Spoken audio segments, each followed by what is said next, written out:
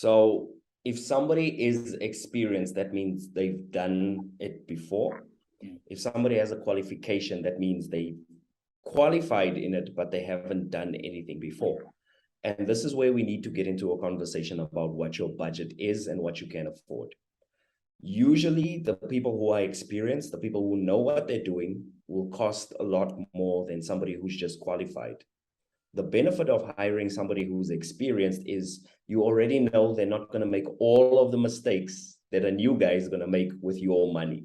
That's true. And that's the main difference between hiring somebody with experience versus somebody with a qualification.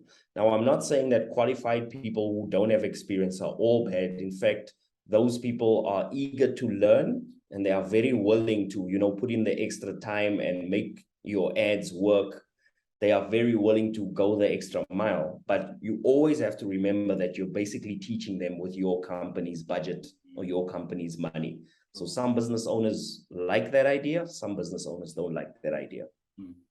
If you guys are looking for any corporate branding such as logos, business cards, and more, please contact us on our website www.astrodesigns.co.za.